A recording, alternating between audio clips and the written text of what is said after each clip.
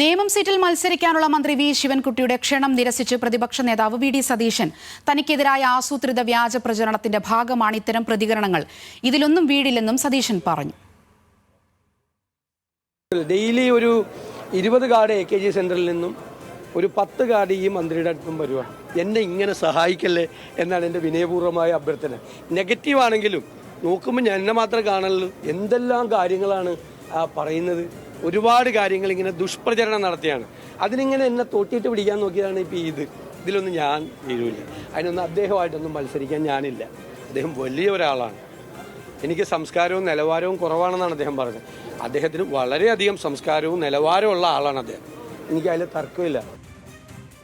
എന്നാൽ നേമം പറവൂർ ഡീലാണ് വെളിവായതെന്ന് മന്ത്രി വി ശിവൻകുട്ടി തിരിച്ചടിച്ചു.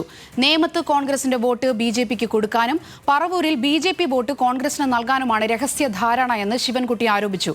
വിവരങ്ങളുമായി ബിനിൽ ലീല സാബു ചേരുന്നുണ്ട്. ബിനിൽ, ഈ പ്രതിപക്ഷ നേതാവും വി ശിവൻകുട്ടിയും തമ്മിലുള്ള ഈ പോരിങ്ങനെ കടുക്കുകയാണല്ലേ?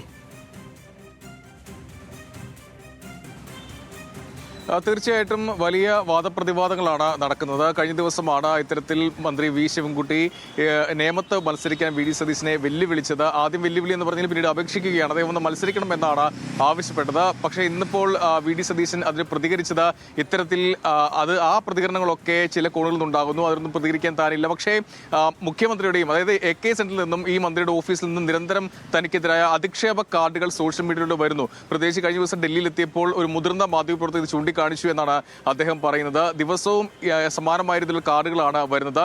അതോടൊപ്പം തന്നെ പരോക്ഷമായി ഈ മന്ത്രിയെ പരിഹസിക്കുക കൂടി വി ഡി സതീശൻ ചെയ്യുന്നുണ്ട്. അദ്ദേഹം പറഞ്ഞ കാര്യം വലിയ വിവരവും സംസ്കാരവുമുള്ള ആളാണ് മന്ത്രി വി ശിവൻകുട്ടി. അത്രത്തോളം വിവരവും സംസ്കാരവും തനിക്കില്ല എന്നാണ് അദ്ദേഹം ചൂണ്ടിക്കാട്ടിയത്. നേരത്തെ ഈ നിയമസഭയിലെ ഒരു കയ്യാങ്കളി ആ സമയത്ത് ഉണ്ടായ ദൃശ്യങ്ങളൊക്കെ വി ശിവൻകുട്ടി ഡെസ്കിന് മുകളിൽ കയറുന്ന ദൃശ്യങ്ങളൊക്കെ പ്രചരിച്ചിരുന്നു. അത് ചൂണ്ടിക്കാട്ടി കഴിഞ്ഞ ദിവസം സെക്രട്ടേറിയറ്റിന് മുന്നിൽ വലിയ ഒരു അധിക്ഷേപ പരാമർശമാണ് വി ഡി സതീശൻ ശിവൻകുട്ടിക്ക് എതിരെ നടത്തിയത്. അദ്ദേഹം പറഞ്ഞത് ഇവനെ പോലെ ഒരാൾ എന്നാണ്, ആ വാക്കാണ് ഉപയോഗിച്ചത്. പക്ഷെ പിന്നീട് അദ്ദേഹം അത് തിരുത്തുകയും ചെയ്തു. എന്തായാലും ഇപ്പോൾ ഒരു പ്രതികരണവുമായി ഫേസ്ബുക്കിൽ